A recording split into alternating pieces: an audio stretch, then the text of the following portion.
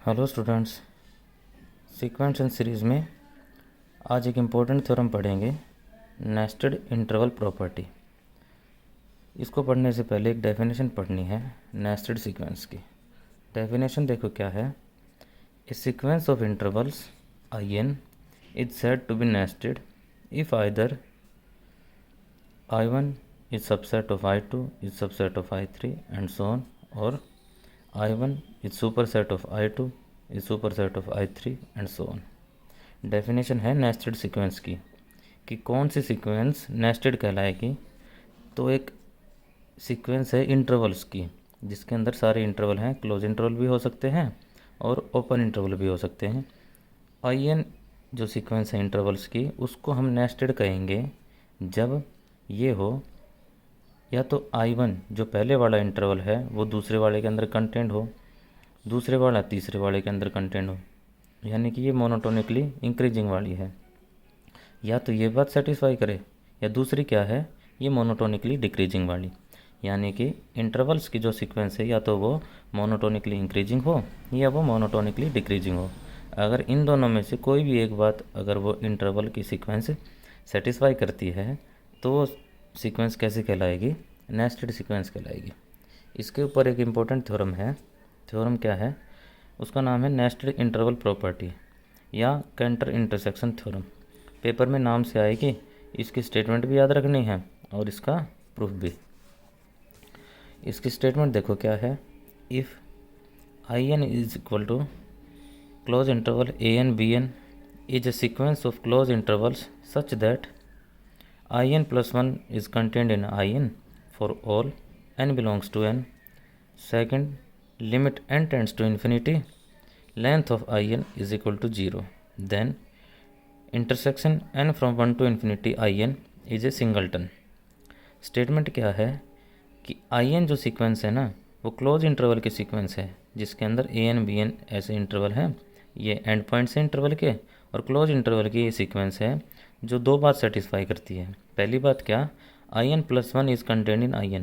इस बात का मतलब क्या है कि जब हम n की वैल्यू 1 पुट करेंगे तो क्या होगा, I2 कंटेंड इन हो जाएगा I1 में, 2 पुट करेंगे तो I3 सबसेट हो जाएगा I2 का, यानी कि मोनोटोनिकली डिक्रीजिंग सीक्वेंस दे रखी है ये इंटरवल। इस बात का मतलब ये हुआ ना, आगे वाला पीछे वाले में कंटेंट है, यानी कि मोनोटोनिकली डिक्रीजिंग सीक्वेंस है इंटरवल्स की।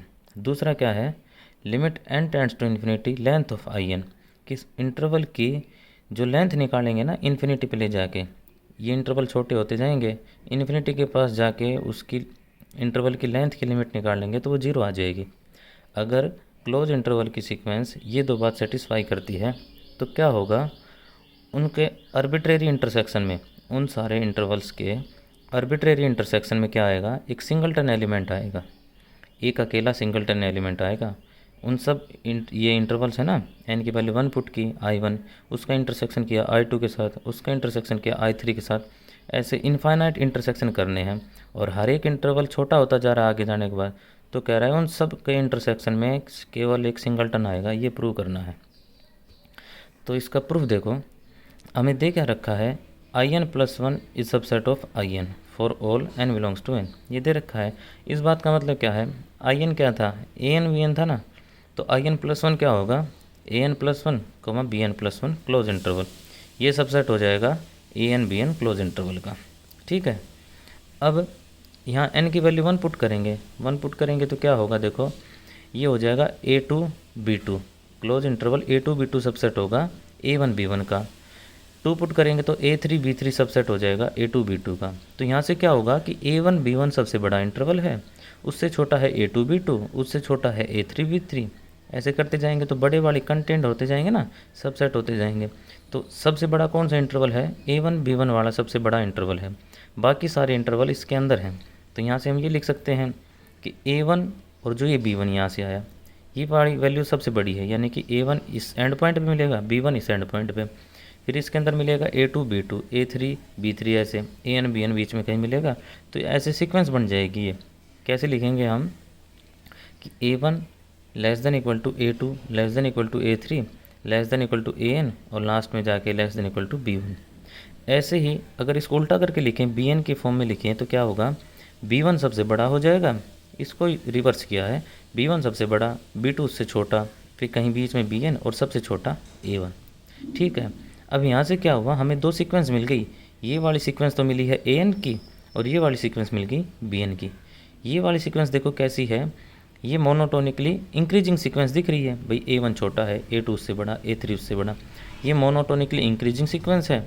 और Bn वाली कैसी है, ये मोनोटोनिकली डिक्रीजिंग सीक्वेंस है, ये कम होती जा रही है ना।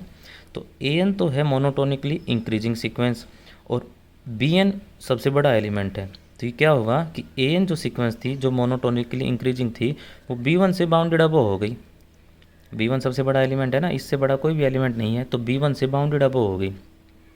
और जो Bn वाली सीक्वेंस है ना, B1 B2 Bn, ये वाली सीक्वेंस मोनोटोनिकली डिक्रीजिंग है और बाउंडेड बिलो है, किससे, A1 से बाउंडेड बिलो है। तो हम ये बात लिखेंगे कि An मोनोटोनिकली इंक्रीजिंग सीक्वेंस है जो बाउंडेड अबव है B1 से, और Bn मोनोटोनिकली डिक्रीजिंग सीक्वेंस है जो बाउंडेड बिलो है A1 से। अब हमने थ्योरम पढ़ रखी है कि कोई मोनोटोनिकली इंक्रीजिंग सीक्वेंस हो और वो साथ बाउंडेड अबव हो तो वो भी कन्वर्ज करेगी, और जो मोनोटोनिकली डिक्रीजिंग सीक्वेंस हो बाउंडेड बिलो हो वो भी कन्वर्ज करेगी। ऊपर वाली जो मोनोटोनिकली इंक्रीजिंग है और बाउंडेड अबव है वो किसको कन्वर्ज करती है, लीस्ट अपर बाउंड को कन्वर्ज करती है। और जो ये मोनोटोनिकली डिक्रीजिंग सीक्वेंस है बाउंडेड बिलो है, ये किसको कन्वर्ज करती है, ग्रेटेस्ट लोअर बाउंड को। तो हम यहाँ से क्या लिखेंगे कि An वाली सीक्वेंस भी और Bn वाली सीक्वेंस दोनों कन्वर्जेंट हो जाएंगे। और यहाँ से क्या मान लेंगे कि An सीक्वेंस कन्वर्ज करती है A को और Bn कन्वर्ज करती है B को। तो A क्या हो जाएगा, लीस्ट अपर बाउंड हो जाएगा इस सीक्वेंस का, और B क्या हो जाएगा, ग्रेटेस्ट लोअर बाउंड हो जाएगा इस Bn वाली सीक्वेंस का। अब दूसरी बात क्या दे रखी थी कि limit n tends to infinity, length of In कितनी हो जाएगी, 0 होगी। तो In की लेंथ कितनी होती है, इंटरवल की लेंथ क्या होती है, Bn माइनस An। भाई An Bn कोई इंटरवल है, ऐसे An Bn ये इंटरवल है ना In, तो इसकी लेंथ होती है Bn माइनस An।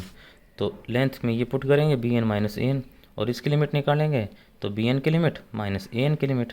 Bn की लिमिट अभी B निकाली है, An की लिमिट अभी A निकाली है, कितनी हो जाएगी, B माइनस A 0, और यहाँ से B और A दोनों बराबर आ गए। अब दोनों बराबर आ गए तो A क्या था, A तो था लीस्ट अपर बाउंड था सीक्वेंस An का, और B क्या था, ग्रेटेस्ट लोअर बाउंड था सीक्वेंस Bn का। और A और B दोनों बराबर आ गए, तो यहाँ से हम क्या कह सकते हैं कि A लीस्ट अपर बाउंड है सीक्वेंस An का और A he greatest lower bound है सीक्वेंस Bn का, क्योंकि A और B दोनों बराबर हैं। तो A को हम लिख सकते हैं कि वो लीस्ट अपर बाउंड है सीक्वेंस An का और ग्रेटेस्ट लोअर बाउंड है सीक्वेंस Bn का। अब लीस्ट अपर बाउंड है सीक्वेंस An का, तो क्या होगा, अपर बाउंड तो है तो An से तो बड़ा होगा, An वाली हर एक टर्म से तो A बड़ा होगा या बराबर हो सकता है। और Bn का क्या है, वो ग्रेटेस्ट लोअर बाउंड है तो Bn के हर एक टर्म से वो छोटा या उसके बराबर हो सकता है। तो यहाँ से हमने ये लिख दिया कि An is less than equal to A is less than equal to Bn, और फॉर ऑल n, हर एक n के लिए ये बात सेटिस्फाई होगी। अब इस बात का मतलब क्या हुआ कि n की किसी भी वैल्यू के लिए, n की वैल्यू 1 पुट कर लें, 2 पुट कर लें, 3 4 कुछ भी पुट कर लें, उन सब के अंदर ये A बिलोंग जरूर करेगा। A1 B1 में भी A आएगा, A2 B2 में भी A आएगा, A3 B3 में भी आएगा, सब में A आएगा। तो A किस में बिलोंग कर गया, A In में बिलोंग कर गया, A हर एक इंटरवल में बिलोंग कर गया। हमें दिखाना क्या था कि A ही एक एलिमेंट सिंगलटन ऐसा आएगा जो उन सब के सब इंटरवल में होगा, तो इनके इंटरसेक्शन में भी क्या आएगा, सिंगलटन ये आ जाएगा ना। इन सब का जब आर्बिट्रेरी इंटरसेक्शन करेंगे तो उन सब में क्या आएगा, A आ जाएगा। यही दिखाना था कि सिंगलटन एलिमेंट आएगा, सिंगलटन तो आ गया। अब हम क्या प्रूव करेंगे, हम ये प्रूव करेंगे कि जो ये एक एलिमेंट A आया है ये यूनिक आएगा, इसके अलावा दूसरा कोई भी एलिमेंट इस इंटरवल में नहीं आ सकता।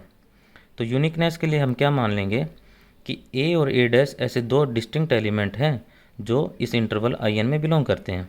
भाई हर एक इंटरवल में दो एलिमेंट ऐसे हैं A और A डैश जो दोनों डिस्टिंक्ट अलग अलग हैं, जिनमें A छोटा है A डैश बड़ा है और दोनों उस हर एक इंटरवल में बिलोंग करते हैं। तो देखो A छोटा है A डैश है, तो A किस में बिलोंग करता था, An Bn में। तो ये इनइक्वालिटी कैसे बन जाएगी, An less than equal to A less than A dash less than equal to Bn, ये हो गया। अब यहाँ से हम डिफरेंस निकालेंगे। अब देखो An Bn दोनों बड़े हैं तो इनका डिफरेंस भी कितना आएगा, ज़्यादा आएगा।